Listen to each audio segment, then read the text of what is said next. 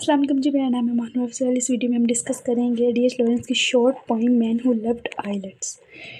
D H Lawrence के बारे में अगर हम बात करें तो वो सिर्फ एक शॉर्ट स्टोरी राइटर ही नहीं था, बल्कि एक पेंटर भी था, एक एसेसिस्ट भी था, एक क्रिटिक भी था, इसके अलावा एक पोइट भी था। मल्टीटास्कर कह सकते हैं हम इसको। इसके अलावा यूटोपिया सोसाइटी बनाने के बारे में ना इसने बहुत ज़्यादा कोशिश की थी। और मेक्सिको में इसने यूटोपिया सोसाइटी का तो आपको पता है, एक आइडियल सोसाइटी, मतलब एक ऐसी सोसाइटी जो हर तरह से परफेक्ट हो, इस तरह की सोसाइटी ये चाहता था। और ये जो मैन हु लव्ड आइलैंड्स है, ये इसका थीम भी बेसिकली हमें यही नज़र आता है कि एक ऐसा इंसान जो नेचर के इतना करीब है और वो एक अपना एक खुद का एक आइलैंड बनाना चाहता है। बेसिकली वो क्या चाहता है कि वो एक अलग दुनिया क्रिएट कर सके जो कि बाकी दुनिया से बिल्कुल डिफरेंट हो, और वो एक छोटी सी जन्नत बनाए, दैट्स इट। और उसमें नेचर का बहुत ज़्यादा रोल हो, क्योंकि उसको नेचर बहुत ज़्यादा पसंद थी और वो नेचर के करीब रहना पसंद करता था। ठीक है, तो ये एक ऐसे इंसान की स्टोरी है, मैन हु लव्ड आइलैंड्स। इसमें 3 चैप्टर्स में इस स्टोरी को डिवाइड किया गया है। फर्स्ट आइलैंड, 3 आइलैंड जो है वो ख़रीदता है ये इंसान। इसको आइलैंडर कहा गया है स्टोरी में, और वैसे इसका नाम है कैथकार्ट। ठीक है, पहले आइलैंड में 3 बेसिकली ये डिफरेंट आइलैंड ख़रीदता है, और इसी तरह स्टोरी को भी डिवाइड 3 चैप्टर्स में किया गया है, जिसमें पहले आइलैंड में उसके साथ क्या होता है जब वो लेता है, और वो सारा कुछ कि उसको किन किन इंसिडेंट्स का सामना करना पड़ता है, उसके साथ क्या क्या ट्रेजिडी होती है। फिर वो दूसरा आइलैंड ख़रीदता है, फिर उसके साथ क्या होता है, एंड वो थर्ड आइलैंड ख़रीदता है, तो फिर उसके साथ क्या होता है। वहीं पर ही स्टोरी ख़त्म होती है तीसरे आइलैंड में। ठीक है, तो सबसे पहले तो जो फर्स्ट आइलैंड की बात कर लेते हैं। एक आइलैंड में ये बंदा पैदा हुआ होता है, इसका नाम है कैथकार्ट। एक आइलैंड में पैदा हुआ होता है, और जब 35 साल का होता है तो तब इस काबिल हो जाता है कि अपना खुद का आइलैंड ख़रीद सके। और जो उसका एक ड्रीम होता है कि एक आइलैंड ख़रीद के अपनी एक अलग दुनिया कायम की जाए, और बेसिकली वो परफेक्ट दुनिया हो, जन्नत जिसे कहते हैं, दुनिया में जन्नत, वैसा कुछ। ठीक है, फिर ये क्या करता है कि सबसे पहले एक आइलैंड ख़रीदता है। यहाँ पे लिखा भी हुआ है, ये एक टेक्स्ट की लाइन्स हैं, आप लोग कॉपी भी कर सकते हैं अगर किसी क्वेश्चन में, या रेफरेंस एज अ रेफरेंस भी यूज़ कर सकते हैं। He wanted an island of all his own, not necessarily to be alone on it, but to make it a world of his own. ठीक है, मतलब यही कि वो एक आइलैंड खरीदता है। उसका बेसिक पीछे गोल क्या होता है कि वो चाहता है कि अपनी एक अलग दुनिया क्रिएट की जाए। अच्छा, वो जो पहला आइलैंड खरीदता है उसमें वो बहुत खूबसूरत होता है, बहुत ज़्यादा बड़ा होता है, और ग्रीनरी बहुत ज़्यादा होती है। इसके अलावा वो देखता है कि उस आइलैंड के इर्द गिर्द भी बहुत ज़्यादा आइलैंड होते हैं। अगर हम किसी ऊंची सतह पर जाकर देखें तो हमें आइलैंड के अलावा भी इर्द गिर्द बहुत ज़्यादा आइलैंड नज़र आते हैं। जैसे कि दूसरा रेफरेंस है, thus it seems that even islands like to keep each other company. कि मतलब आसपास बहुत ज़्यादा आइलैंड होते हैं। ये इसे हम आयरनी भी कह सकते हैं कि thus it seems that even islands like to keep each other company, कि आइलैंड्स को भी ईच अदर एक दूसरे की कंपनी चाहिए होती है। मगर ह्यूमन जो ये इंसान होता है, ये आइलैंडर कैथकार्ट, ये क्या करता है कि ये थर्ड आइलैंड में हम जाके बात देखेंगे कि ये बहुत ज़्यादा नफ़रत करने लग जाता है इंसानों की कंपनी से। सोशल लाइफ को बिल्कुल इरेडिकेट करने की कोशिश करता है अपनी ज़िंदगी से। और फिर इसके साथ क्या होता है।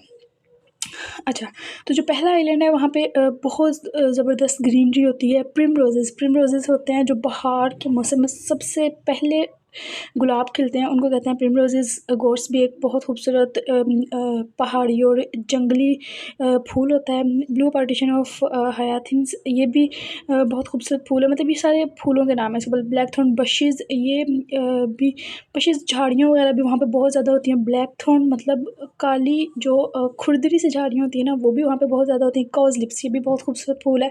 इसके अलावा फॉक्स क्लव्स, आप भी इनको सर्च कर सकते हैं, बहुत ज़्यादा ये जंगलात में जो फूल पाए जाते हैं वो उनके नाम है, या फिर आइलैंड्स वगैरह में बेसिकली ये पाए जाते हैं। ठीक है, तो पहला आइलैंड जो खरीदता है वो बहुत खूबसूरत होता है, और वो अपनी एक अलग दुनिया वहाँ पे क्रिएट करने की कोशिश करता है। वहाँ पे ये अपने साथ किन किन लोगों को लेके जाता है, तो अपने साथ अपने साथ वो लेके जाता है बेलिफ कहते हैं, जो हिसाब किताब करता है और जो सारे मामलात को देखता है, एक ऐसा मुलाजिम। ठीक है, तो बेलिफ को लेके जाता है, मैसन को लेके जाता है, बटलर को लेके जाता है। बटलर कहते हैं खानसामा को, जो हेड होता है, और वो हर चीज़ को लुक आफ्टर करता है, देखता है कि हर चीज़ बेहतर तरीके से हो रही है या फिर नहीं। इसके अलावा एक कुक को लेके जाता है, फिर एक कारपेंटर और उसकी बीवी भी साथ आती हैं, कुछ अदर फैमिलीज़ भी होती हैं जब वो आइलैंड ख़रीद लेता है। इसके अलावा ये इन फैमिलीज़ को अपने साथ लेकर जाता है उस आइलैंड में। और लोगों के अलावा वो लेके जाते हैं एक रोइंग बोट को आने जाने के लिए, चीज़ें ले जाने के लिए या फिर लेके आने के लिए। इसके अलावा लिटिल याल को और एनिमल्स को, एनिमल्स मतलब कुछ शीप को लेकर जाता है। इसके अलावा भी काफ़ी ज़्यादा एनिमल्स होते हैं, काउज़ वगैरह जिनसे वो दूध वगैरह हासिल कर सके।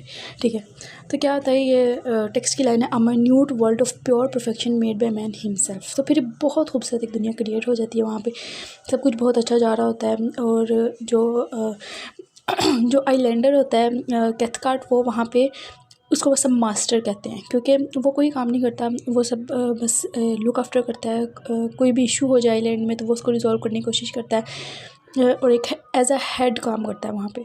इसके अलावा कोई काम नहीं करता। और वहाँ पे बहुत लविंग और पैशनेट होता है अपने लोगों को लेके, अपने आइलैंड को लेके।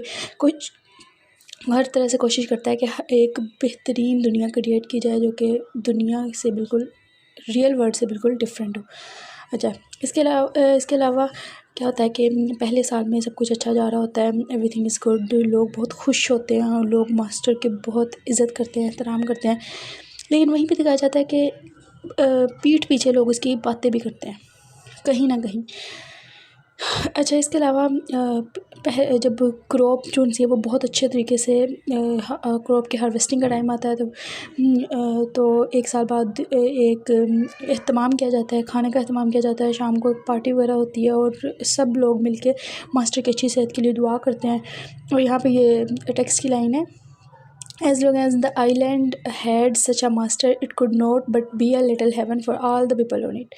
क्या कहते हैं कि लोग दुआ करते हैं, दुआ करते हुए लोग कहते हैं कि जब तक इस आइलैंड के पास इतना अच्छा मास्टर है, आइलैंडर है, कैथकार्ट है, it could not but be a little heaven for all the people on it, कि ये कुछ भी नहीं हो सकता, इसे बस एक हमारी एक छोटी सी जन्नत है यहाँ पे और हम सब लोग बहुत खुश हैं, मतलब हमारे पास इतना अच्छा मास्टर। उसके बाद क्या, he began as we began all over attempts to regain paradise by spending money. हाँ, ये वाली लाइन क्या है कि सब मास्टर के पास जाते हैं, कोई भी प्रॉब्लम हो जाती है मास्टर उनको सॉल्व करके देता है, क्योंकि वो अपने लोगों से बड़ा प्यार करता होता है, बच्चों के साथ उसका रवैया बड़ा अच्छा होता है। इसके अलावा फिर जी कुछ ट्रेजिक इवेंट्स होते हैं यहाँ पर जो इस आइलैंड को मनहूस बना देते हैं, जिसकी वजह से किसी के लिए भी फ़ायदेमंद मज़ीद नहीं रहता। पहला क्या होता है जी, cow fell from cliff and died. एक काओ जो अब गिर जाती है एक चट्टान से और मर जाती है। इसके अलावा एक आदमी की टांग टूट जाती है, एक आदमी को शदीद बुखार हो जाता है, और इसके अलावा पिग में एक बड़ी स्ट्रेंज किस्म की डिजीज़ फैल जाती है और वो अ, एक जानवर से दूसरे जानवर में मुंतकिल होना शुरू हो जाती है। फिर हम देखते हैं कि इनकी वजूहात की वजह से पहले साल तो सब ठीक रहता है, दूसरे साल भी लोग इन चीज़ों से लड़ते रहते हैं, कोशिश करते रहते हैं, मगर अंदर ही अंदर लोग जो होते हैं वो समझने लग जाते हैं कि ये आइलैंड जो है ये मनहूस है, क्योंकि हर चीज़ जो है वो ख़राब होती जा रही है यहाँ पे। People starts to call it a malicious island, मनहूस आइलैंड इसको करार देना शुरू कर देते हैं। इसके अलावा लोग जो हैं वो मास्टर को भी बहुत ज़्यादा बातें करना शुरू कर देते हैं मास्टर के ख़िलाफ़, कि मास्टर ने ये किया, मास्टर ने वो किया। लोग एक दूसरे एक दूसरे से हसद करना शुरू कर देते हैं, और भी बहुत कुछ होता है। और फिर क्या होता है कि माय मैन सेज़, हाँ, एक आदमी कहता है कि माय मैन सेज़ कि मेरे जो रिलेटिव्स हैं ना, मैंने उनसे बात की और वो कहते हैं कि this island is surely one of the league kind of Egypt, it would swallow a site of money and you would never get anything from it. वो कहता है कि ये आइलैंड तो जी मनहूस ही है, जिस तरह इजिप्ट में चीज़ें थी, और ये मतलब पैसा खाई जा रहा है, और जितना हम इस पे पैसा दे जा रहे हैं, खाई जा रहा है, थाउजेंड्स ऑफ पाउंड्स लोगों के खर्च हो जाते हैं। मास्टर ने इसमें बहुत ज़्यादा रकम इन्वेस्ट की होती है, वो सारी उसकी वेस्ट हो जाती है, क्योंकि कोई भी फ़ायदा नहीं हो रहा होता और ये रिटर्न में कुछ नहीं दे रहा होता। as if it were an octopus as if it were an octopus with invisible arms stealing from you in every direction। लोग कहते हैं कि ये किसी एक ऑक्टोपस की तरह है जो कि हर तरफ से खाई जा रहा है और रिटर्न में कुछ भी नहीं दे रहा, मतलब हर तरह से तबाह कर रहा है इस आइलैंड को। बहुत से लोग जी आइलैंड छोड़ के चले जाना शुरू हो जाते हैं। मास्टर जो है वो बहुत अपनी अनथक कोशिश करता है कि किसी न किसी तरह इस पैराडाइज़ को रिगेन किया जा सके by spending more and more money, मगर कोई फ़ायदा नहीं होता। इवन उसको नुकसानात ही होते हैं, और हर चीज़ तबाही की तरफ ही जाना शुरू हो जाती है। देखते हैं कि मास्टर जो है वो सोच लेता है कि अब मुझे किसी न किसी तरह इस आइलैंड से जान छुड़ा लेनी चाहिए, क्योंकि इसका कोई फ़ायदा तो हो नहीं रहा। ये टेक्स्ट की लाइन है, nobody would pay any price for it and he wanted to get rid of it as a man who wants a divorce at any cost. ठीक है, वो भी इसे जान छुड़ाना चाहता है उस आदमी की तरह जो कि किसी भी हाल में बस डिवोर्स चाहता है अब, क्योंकि उसने अपने अंत तक कोशिश करके देख ली है इस पैराडाइज को रिगेन करने की, मगर नहीं हो सका, तो अब वो इसको बेचना चाहता है। फिर हम देखते हैं कि 5वें साल के मिड में आइलैंडर्स इस आइलैंड को सेल कर देता है एक होटल कंपनी को विद हैवी लॉस। उसको बहुत ज़्यादा नुकसान होता है, मगर वो सेल कर देता है क्योंकि उसको कोई फ़ायदा तो बाद में होना नहीं होता, तो फिर अच्छा ही करता है। फिर क्या होता है जी, the hotel company decided to turn it into a honeymoon and golf island.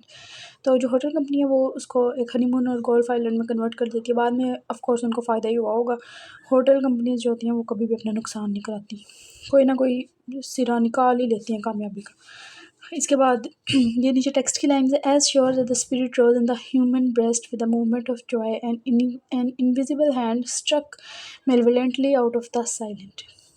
मतलब ये लाइन है कि जैसे ही थोड़ी बहुत खुशियाँ आती हैं इंसान की ज़िंदगी में, तब भी हम देखते हैं कि कुछ ना कुछ बुरा भी कहीं ना कहीं हो ही जाता है। जैसे ये उसका ख्वाब था एक आइलैंड बनाना, उसको इतनी मोहब्बत थी आइलैंड से और अपने इस ख्वाब से, और उसने हर कोशिश की कि किसी ना किसी तरह बना ले, और फिर चीज़ें बेहतर होना शुरू में बेहतर भी थी चीज़ें। हर चीज़ परफेक्ट थी, एक पैराडाइज़ लिटिल पैराडाइज़ थी, लोग बहुत खुश थे, everything is going very well. लेकिन फिर क्या होता है कि जैसे ही सब कुछ अच्छा जा रहा होता है, बाद में सब कुछ बुरा होना शुरू हो जाता है, और फिर लोग भी आहिस्ते आहिस्ते जाना शुरू हो जाते हैं। और फिर जो कुछ लोग इसका अच्छा इस चीज़ का भी बहुत दुख होता है आइलैंडर को कि लोग होते हैं वो जाना शुरू हो जाते हैं, फेथफुल नहीं रहते। उससे ये भी दुख होता है कि लोग में मतलब खुशी में और अच्छे वक्त में मेरे साथ थे, और जैसे ही बुरा वक्त आया तो लोग आइलैंड छोड़ के जाना शुरू हो गए। इस वजह से भी वो कहीं ना कहीं इंसानों के ख़िलाफ़ उसके दिल में एक बुग़्ज़ सा आ जाता है, और वो हम बाद में देखते हैं कि इसका इफ़ेक्ट क्या होता है आगे उसकी ज़िंदगी में, जब वो सेकंड आइलैंड ख़रीदता है और जब वो थर्ड आइलैंड ख़रीदता है। तो ठीक है, ये फर्स्ट आइलैंड की स्टोरी है, और ये टेक्स्ट की लाइन्स आप लोग ऐड कर सकते हैं किसी भी क्वेश्चन के लिए। These are very good lines. फिर हम देखते हैं कि वो अपना सेकंड आइलैंड ख़रीदता है। पहले आइलैंड वो बेच देता है क्योंकि उसको बहुत ज़्यादा नुकसान होता है, जिसके बाद उसके पास पैसे भी काफ़ी कम बचे होते हैं। उसके बाद वो अपना सेकंड आइलैंड ख़रीदता है जो कि उस आइलैंड से छोटा होता है, क्योंकि पैसे उसके पास होते नहीं हैं, तो वो अपने जिसे कहते हैं ना चादर देख के पाँव फैलाना, वही काम करता है। लेकिन फिर वो देखता है कि जब वो वहाँ जाके रहना शुरू करता है तो फिर उसको पता चलता है कि ये इतना छोटा भी नहीं है जितना उसे लगता था, काफ़ी बड़ा है उसके लिए। तो अभी भी ये आइलैंड इनफ है, bigger than it appear to be, कि जितना दिखाई देता था उतना छोटा नहीं है, बिगर ही है उससे। ठीक है, 2 रूम्स फिल्ड विद बुक्स। फिर ये अपनी दो वहाँ पे एक कॉटेज होता है जहाँ पे वो 2 कमरों में अपनी किताबें रखता है, एक छोटी सी लाइब्रेरी बनाता है, क्योंकि किताबें पढ़ने का उसे बहुत शौक़ होता है। पहले आइलैंड में भी वो एक लाइब्रेरी बनाता है अपने घर में, और वही बुक्स वो दूसरे आइलैंड में भी लेके आता है, जो कि मुतल्लिक किसके मुतल्लिक होती हैं। बेसिकली ऐसी बुक्स होती हैं जो फ्लावर्स के मुतल्लिक होती हैं। जितने भी फ्लावर होते हैं आइलैंड में, उनके लैटिन में नेम्स क्या क्या हो सकते हैं इनके मुतल्लिक, मतलब आइलैंड की इंफॉर्मेशन ही होती है इन बुक्स में भी। उसके बाद सेकंड आइलैंड में फ्लावर्स इन अबंडेंस, बहुत ज़्यादा फ्लावर्स होते हैं, लेकिन उसके साथ क्लिफ भी होता है, रॉक भी होता है, बुशेस भी होती हैं। फर्स्ट आइलैंड में बहुत ज़्यादा ग्रीनरी थी, लेकिन सेकंड आइलैंड में इतनी ज़्यादा ग्रीनरी नहीं होती, फ्लावर्स बहुत ज़्यादा होते हैं, चट्टानें और रॉक बहुत बड़े बड़े होते हैं, और इसके अलावा बशेस बहुत ज़्यादा होती हैं, झाड़ियाँ वगैरह। अच्छा, फिर वो अपने साथ किन लोगों को लेके आता है। सेकंड आइलैंड में कारपेंटर्स की फैमिली आती है, जो कि फ़र्स्ट आइलैंड में भी इसके साथ होती है, और ये इसके साथ बड़े फेथफुल रहती है, अच्छे बुरे वक्त में इसके काम आती है, तो ये उनको भी अपने साथ उठा के ले आता है। विडो विद हर डॉटर, एक विडो होती है, बेवा अपनी अपनी बेटी के साथ रह रही होती है, उसका जिसका नाम होता है फ्लोरा। ये फ्लोरा उसको भी अपने साथ लाता है, क्योंकि ये भी फर्स्ट आइलैंड में इनके साथ होती है, मतलब उन लोगों को लेके आता है जो इसके साथ फेथफुल होते हैं पहले आइलैंड में। फिर उसके बाद क्या होता है, यहाँ पे किसी को भी मास्टर नहीं कहता, क्योंकि ये मास्टर का काम ही नहीं करता, बहुत कम लोग होते हैं, और बीच में ये भी शामिल हो जाता है, और ये उन लोगों के साथ मिलके हर काम कराता है, मज़दूरी वगैरह, और मतलब क्रॉप की हार्वेस्टिंग वगैरह ये सारा कुछ में साथ करवाता है। तो इसे कोई भी मास्टर नहीं कहता, इसे सब कहते हैं मिस्टर काथकार। आपने याद रखना ये अक्सर एमसीक्यूज़ में आ जाता है कि फर्स्ट आइलैंड में उसको मास्टर पुकारा जाता है, सेकंड आइलैंड में मिस्टर कैथकार्ट, और थर्ड आइलैंड में कोई होता ही नहीं है। मतलब कोई इंसान अपने जब ये थर्ड आइलैंड खरीदता है तो किसी इंसान को अपने इर्द गिर्द रखता ही नहीं है। ऐसे इंसानों से एक चिड़ नफरत सी हो जाती है। वो हम थर्ड आइलैंड में जाकर बात करेंगे, ठीक है। फिर क्या होता है कि जो कैथकार्ट होता है, जो वीडो होती है उसकी डॉटर फ्लोरा, ये इसके सारे काम करती है, इसको खाना भी यही दे रही है, कोई भी छोटा बड़ा काम सारी फ्लोरा इसके काम कर रही है। तो क्या होता है, फ्लोरा उसके पीछे पीछे जहाँ भी जाता है, रॉक्स में, हिल्स में, फ्लोरा इसके पीछे पीछे चल जाती है।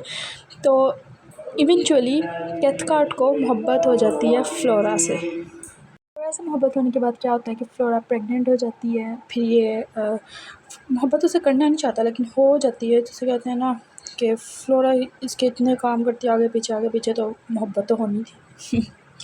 अच्छा, फिर कैथकार्ट, हाँ, फ्लोरा प्रेग्नेंट हो जाती है, कैथकार्ट उससे शादी कर लेता है, और अपने मतलब उसे शादी करने के बाद इसकी एक बेटी पैदा होती है। और इसे इवेंचुअली ना बाद में रियलाइज़ होता है उसे शादी करने के बाद, ये मैंने तो बहुत ही गलत किया, मुझे इससे शादी नहीं करनी चाहिए, क्योंकि of course marriage is a name of responsibility. और ये इस तरह का बंदा नहीं होता कि जो रिस्पॉन्सिबिलिटी उठाए, इसमें बस अपना ख्वाब पूरा करना होता है। कि इसे बस होता है कि किसी न किसी तरह ना आज़ाद रहे सारी उम्र, और बस जैसे कि टाइटल नेम ही शॉर्ट स्टोरी का ये है, the man who loved islands, कि बस एक आइलैंड किसी न किसी तरह इसको मिल जाए और जहाँ पे ये अपनी एक अलग दुनिया बसाए जो कि एक जन्नत से भी बेहतरीन हो। ये इसका एक ख्वाब होता है। तो फिर इसे रियलाइज़ होता है कि मैंने तो अपने आप को वैसे ही बेड़ियों से बांध लिया है शादी करके फ्लोरा से, क्योंकि अब बेटी भी है मेरी और फ्लोरा भी है, ये तो एक रिस्पॉन्सिबिलिटी, अब मैं अपना ख्वाब पूरा नहीं कर सकता। ये क्या करता है कि फ्लोरा को अपनी प्रॉपर्टी का कुछ हिस्सा फ्लोरा के नाम करता है, और अपनी उसकी मंथली इनकम को ये लगाता है, इसे चेक बुक देता है, और फिर वहाँ से निकल जाता है फ्लोरा को रोता पीटता हुआ छोड़ के। तो फ्लोरा बहुत ज़्यादा दुखी होती है इस वजह से। लेकिन हम देखते हैं कि कैथकार्ट को कोई फ़र्क नहीं पड़ता, वो अपनी तीसरी मंजिल की तरफ रवा दवा हो जाता है। ये कोटेशन भी है, ही वेंड, जब इसको फ्लोरा से मोहब्बत होती है, he wandered through the meadows intoxicated by the fragrance of the wild flowers, feeling as if it were a part of the vibrant flora that adored the island. You can use it as a reference. फिर क्या होता है जी, third island में वो देखता है कि वो आइलैंड सबसे ज़्यादा छोटा होता है। सबसे पहला जो आइलैंड होता है वो बहुत बड़ा होता है, फिर दूसरा आइलैंड उससे काफ़ी छोटा होता है, फिर थर्ड आइलैंड बिल्कुल छोटा होता है। तो लेकिन जब वो वहाँ पे जाकर रहता है, वहाँ पे अपने साथ किसी को भी नहीं लेके जाता, अपनी बीवी को, फ्लोरा को, अपनी बच्ची को छोड़ देता है, सबको छोड़ देता है, और थर्ड आइलैंड में जाके बिल्कुल आइसोलेट होकर रहना चाहता है इस दफ़ा ही। क्योंकि इसे लगता है कि इंसान जो है वो कभी भी एक जैसे कहते हैं ना आइडियल वर्ल्ड वो क्रिएट नहीं कर सकते, कि हेवन कभी भी इंसान क्रिएट नहीं कर सकते। बहुत खूबसूरत एक लिटरेरी लाइन है कि हेल इज़ अदर पीपल, कि जहन्नम क्या है, दूसरे इंसान का होना ही असल में जहन्नम है। तो यहाँ पे हमें थर्ड आइलैंड में ये थीम भी देखने को मिलता है कि वो इस इंसानों से इतनी चिढ़ हो गई होती है और वो एक आइडियल वर्ल्ड क्रिएट करते करते थक गया होता है। तो इस बार वो किसी भी इंसान को अपने साथ नहीं लेके जाता, और वो समझता है कि इंसान मतलब जड़ है हर तबाही की। फिर वो जब यहाँ पे रहना शुरू करता है तो वो देखता है कि ये भी बिगर है देन इट लुक्ड, कि जितना ही छोटा दिखाई देता है उतना छोटा नहीं है, फिर भी मेरे लिए तो बहुत है, क्योंकि एक ही बंदे ने तो रहना होता है वहाँ पे अपने साथ।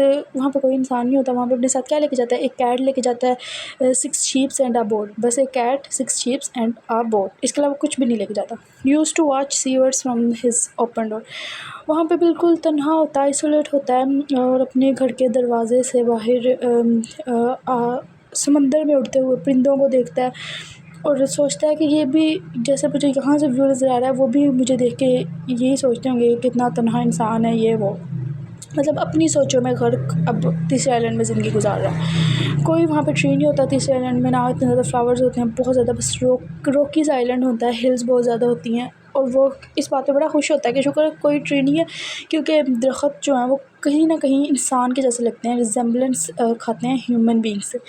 तो शुक्र है ट्री नहीं है, मतलब उस इंसानों से इतनी नफ़रत हो चुकी होती है कि वो शुक्र अदा करता है ट्री नहीं है, क्योंकि ट्री भी कहीं ना कहीं इंसान ही लगते हैं। अच्छा, फिर कोई शोर नहीं होता, कोई शोर-शराबा नहीं होता। सिर्फ़ एक टाइपराइटर की आवाज़ गूंजती है, क्योंकि वो अपनी एक बुक लिख रहा होता है वहाँ पे तनहा तीसरे आइलैंड में बैठ के अपने घर में।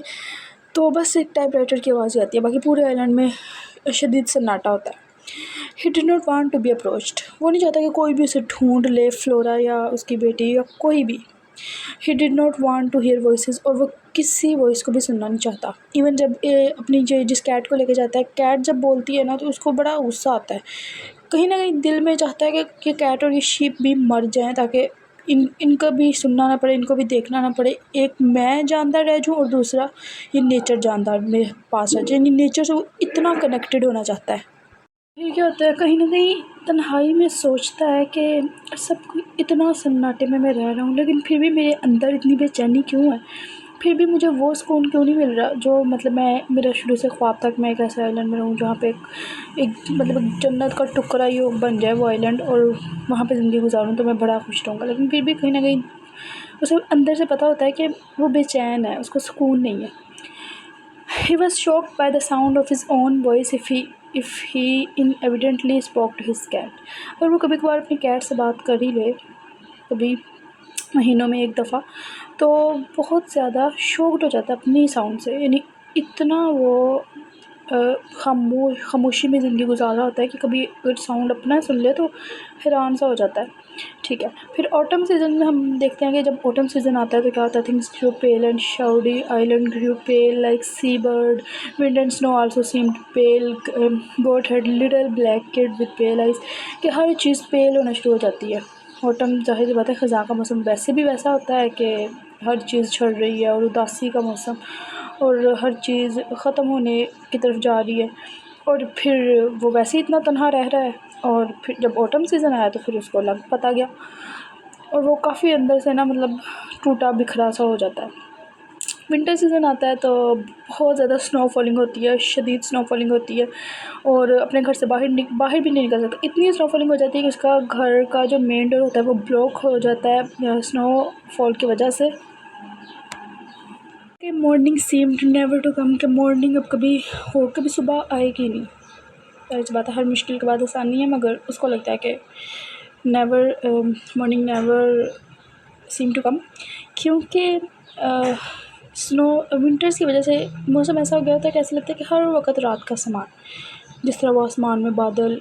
इवन अगर हम अपनी लोकेशन की बात करें तो हमारी लोकेशन कोई आइलैंड नहीं है, लेकिन उसके बावजूद भी अगर विंटर्स में हम देखें तो अक्सर ऐसा लगता है जैसे शाम ही है, क्योंकि हर वक्त आसमान में बादल रहते हैं, ठंडा ठंडा मौसम रहता है, तो ऐसा लगता है। और वहाँ पे क्योंकि स्नो फॉलिंग भी हो रही थी और विंटर भी था, तो इस वजह से हर वक्त अंधेरा रहता था और शोर शराबा भी कोई नहीं था, तो उसको लगता था जैसे उसको इवन कि उसको कभी कभी पता भी नहीं चलता था कि बाहर सुबह है या रात है। फिर क्या होता है, वो कोशिश करता है बाहर निकलने की बहुत ज़्यादा, लेकिन गिर जाता है और उसको काफ़ी गहरी चोटें लगती हैं। और फिर वो सोचता है वहाँ बैठ के, one can not win against elements, कि इंसान जितनी मर्ज़ी कोशिश कर ले वो नेचर के ख़िलाफ़ कभी नहीं जीत सकता। मतलब जैसे कि उसने एक कोशिश की कि वो एक आइडियल वर्ल्ड बनाए, एक हेवन क्रिएट कर दे इस दुनिया में, लेकिन वो नहीं कर सकता। उसको ये बात मानना पड़ी कि दुनिया जन्नत नहीं हो सकती और जन्नत दुनिया नहीं हो सकती। बिल्कुल इसी तरह तो फिर वो कहता है कि हार जाता है, कहीं ना कहीं अंदर ही अंदर डिफीट हो जाता है। और फिर कहता है one can not win against elements, के इंसान जितनी मर्ज़ी कोशिश कर ले वो नेचर के ख़िलाफ़ नहीं जीत सकता। मतलब और एंड पे क्या होता है कि इसी तरह वहाँ बैठ के ड्रॉप कर देता है वो आइडिया भी जो उसने सोचा होता है कि एक बुक लिख रहा होता है टाइपराइटर में, वो आइडिया भी ड्रॉप कर देता है और काफ़ी ज़्यादा उदास हो जाता है। मिज़ैंथ्रोपिस्ट बन जाता है, इंसानों से उसे इतनी चिढ़ हो जाती है, साउंड्स को सुनना नहीं चाहता। आइसोलेशन में से क्या पता चलता है कि one can not win against elements, और ये कि अपने आप से स्ट्रेंज टू हिमसेल्फ हो जाता है। उसको समझ नहीं आ रही होती कि क्या हो रहा है क्या नहीं। तो इस स्टोरी से हमें क्या सबक मिलता है, ये D.H. लॉरेंस क्या प्रूफ करना चाहता है, ये कि इंसान को कभी भी एक्सट्रीमनेस नहीं होना चाहिए। यानी एक ये कि इंडस्ट्रियलाइजेशन और ये सब कुछ, एक पहलू ये है और दूसरा पहलू है नेचर का। कभी भी हमें ना इतना ज़्यादा इंडस्ट्रियलाइजेशन और अर्बन लाइफ में खो जाना चाहिए कि हम भूल ही जाएं कि एक नेचुरल लाइफ भी एग्जिस्ट करती है और नेचर भी है। और ना हमें इतना नेचर के साथ कनेक्ट हो जाना चाहिए कि हम सोशल लाइफ, अर्बनाइजेशन और ये सारी इंडस्ट्रियलाइजेशन, ये इस ज़िंदगी को भूल जाएं। हमें एक बैलेंस क्रिएट करना चाहिए ताकि हम दोनों चीज़ों को साथ लेकर चलें। कभी अगर हम इंडस्ट्रियलाइजेशन से उकता जाएँ तो नेचर से इंटरटेन हो सकते हैं, कभी हम नेचर से मतलब थोड़ा सा हो जाएं उकता जाएँ तो हम अर्बनाइजेशन की तरफ जा सकते हैं, मगर हमें बैलेंस रखना चाहिए, कभी भी एक्सट्रीमिस्ट होकर नहीं सोचना चाहिए। तो यही a man who loved islands के आइलैंड इसका एक ख्वाब होता है और हर चीज़ को पीछे छोड़ के अपने ख्वाब के पीछे भागता है, लेकिन एंड पे इसे वो हासिल नहीं हो पाता। That's it.